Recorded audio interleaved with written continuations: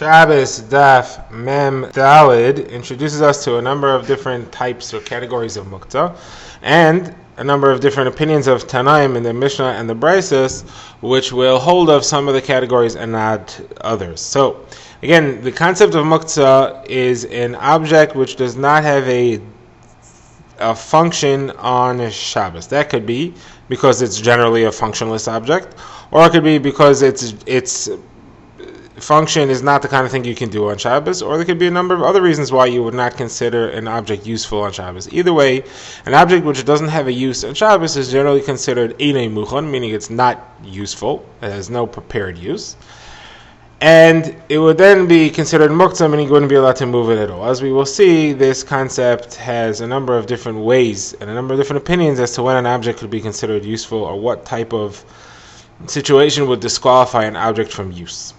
So our Gemara, the Daf, will quote a Mishnah and two Braisos, which will go through a number of different reasons that an object may be functionless on Shabbos. Let's just give a brief overview. First of all, we'll have the concept that something is disgusting. If it's gross, you wouldn't want to use it on a Shabbos. That might be a reason to consider it functionless. Another one might be that if you use it, if you move it, you'll end up violating an Isser D'Oraisa. That would be called Muktzah Machmas Isser. The first one was called Muktzah Machmas Miyas. Another one might be that in the beginning of Shabbos you couldn't use it, and therefore it has no function the rest of Shabbos. Another one might be that it is a base for a muktzah object. It is considered to be serving another muktzah object which lies upon it. So we're going to go through these different concepts, and let's begin by combining the Brisa, the Mishnah, the Brisa that follows together to get the opinions straight. The first concept which we will discuss is a burning candle. So let's refer to an oil lamp, which is a small clay jug. It doesn't hold much oil. It burns for an hour or two. And while it's burning on Shabbos, so everybody agrees that it's forbidden to move. Rashi here gives the reason that if you move it, you may accidentally put the fire out. The Gemara later will say that the flame is muktzah, and the oil and the jug form a base for the flame. Either way, it's definitely clear that that is muktzah. You can't use it, you can't move it, because you may accidentally put the fire out. Now, Rabbi Shimon says, as soon as the fire goes out, it's not muktzah anymore. The fact that it started Shabbos in a muktzah state, because it was lit, it was burning, doesn't mean that it continues to be muktzah afterwards. That's Rabbi Shimon's opinion. He does not hold of a concept called migud iskatzoy, that since it began Shabbos useless, it stays useless. He says, no, when it becomes useful, it is now considered useful, and you are allowed to use it. Now, Rav Shimon's son, Rav Elazar Rav Shimon, goes a step further. He says even when the candle's not out yet, even when it's just going out, you're already allowed to use it, because you don't have to worry that if you take some of the oil away, you're going to make the candle burn less bright, or you're going to make it go out sooner. It's already going out, and therefore you don't have to worry about it, and therefore it's already mutter from then.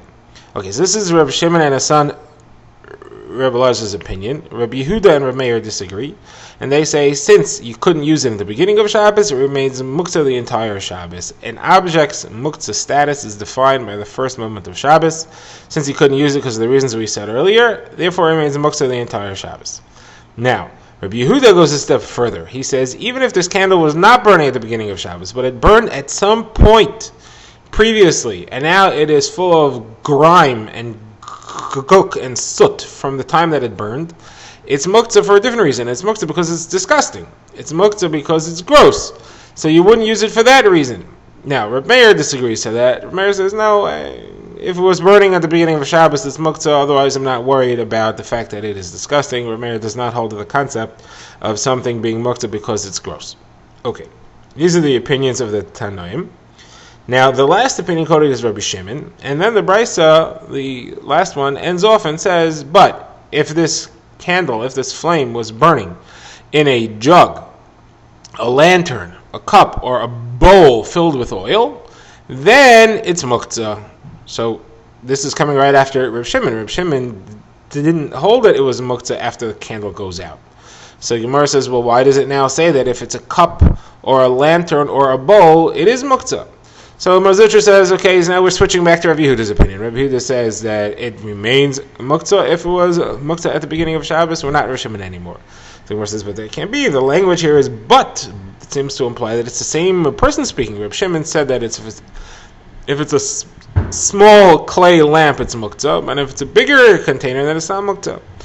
So the Gemara gives another answer. The Gemara says, no, okay. The truth is that even Reb Shimon agrees that if it was a large container of oil that had a candle burning in it, it stays muktzah the entire Shabbos. Because the only reason Reb Shimon says that once the candle goes out it's not muktzah anymore is because when Shabbos began, you didn't consider it totally useless. You knew that you couldn't use it while the candle was burning, but you figured it's going to go out in an hour or two and then you'll be able to use it. So it all depends on your head. In your mind, you considered this jug to be a useful thing. When the candle will stop burning, you'll be able to move it. So you never considered it useless. However, if it's a large bowl, cup, or lantern, it contains a lot of oil, it's going to burn the entire Shabbos probably. So then when Shabbos begins, you mentally disengage from it. And you say, okay, I'm never going to be able to use this Shabbos because it's always going to have a candle burning in it. And therefore, it remains muktzah the entire Shabbos, even if the candle goes out by coincidence. Okay, so that's Rosh Hashanah's opinion. Now, the Gemara says, if you go to Rabbi Yehuda for a minute, Rabbi Yehuda had said that the clay jug becomes disgusting. So the Gemara says, Rabbi Zera says that if it's a nice metal candlestick, so that doesn't become disgusting. And that you would be allowed to use even if it burned at some point in its life before Shabbos. The fact that it held a burning candle does not make it disgusting. Rabbi Yehuda agrees. The Gemara had it said that Rabbi Meir did not agree here, but the Gemara resolves that he does. Okay. Now, these are all the opinions as far as this goes. Now, the Gemara turns to another type of situation where something may be muktzah. And the Gemara says, what happens if, let's say the candlestick, let's say it was designated as a candlestick, but never actually used. So the Gemara gives a similar case. The Gemara says if you have a cushion, which you mentally or you verbally decided you're going to store your money on it. So then it would become a base for the money. But you never actually stored money on it. You just mentally decided or verbally gave the designation that this is a money storage cushion.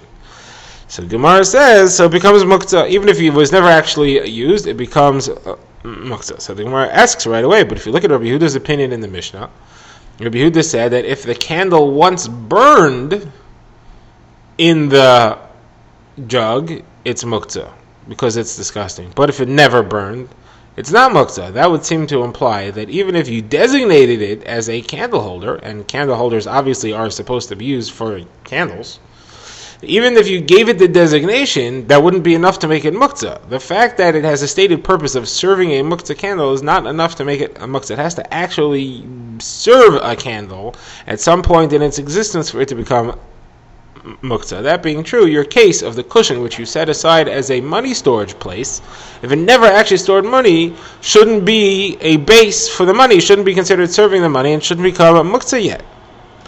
So Gemara says, you're right. That's not what Rabbi Yehuda Amarav said.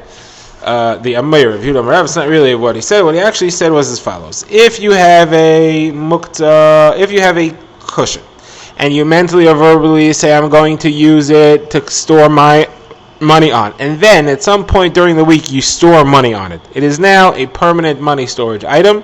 And even if when Shabbos comes there's no money on it, it's muktzah anyway, because since it's been verbally stated that it's a money storage place and it actually served as a money storage place, it is now considered a money storage place and it's muktzah. However, if you have a cushion that you never gave the designation for storing money, but happens to have money on it at the beginning of Shabbos, then it is a money serving place, and for the entire Shabbos it remains muktzah, because it began Shabbos as a money storage place and remains a money storage place for the entire Shabbos. Even if the money falls off it sometime during Shabbos, it's still a money storage place, and even though it never had the designation, but because it began Shabbos carrying money, it remains money storage for the entire Shabbos and it remains muktzah. So now the Gemara says, I have a kasha on that. You're telling me that anything which carried money on it at the beginning moments of Shabbos is muktzah for the whole Shabbos, even if it was not designated as a storage space. I'll prove to you otherwise. In the case of a wagon, a wooden cart, like a horse-drawn wagon that people ride in, but it has a wheel. So this Mishnah, Maseches Kelim, says that if the wheel is removable, it counts as a separate kli from the rest of the wagon. And that has significance for a number of halachas. First of all, as far as tumah, if the wheel becomes tamei, the wagon is not tamei necessarily. If the wagon is impervious from tumah because it's too big, the wheel could still become tamei. Another halacha, there is a maximum size for a kli that can become tamei. We learned this earlier. A kli which is too big cannot become tamei. But that wheel, since it's removable, is a separate kli, and it does not go into the measuring for how big the wagon is. You have to leave the wheel off when you calculate the size. It's calculated by water displacement. Another halacha is that wagon can protect something from tumas ohel. It itself can count as a room, and something under it is blocked from tumah that is transmitted via the roof. But the wheel does not, because the wheel doesn't count as part of the wagon, it counts as a separate kli. And then the final halacha is that if there's money on the wheel becomes forbidden to move on Shabbos because it serves as a base for the wagon. Now, had the wheel been part of the wagon, it wouldn't be an issue because the wagon is too big to be considered as serving the money that's on the wheel.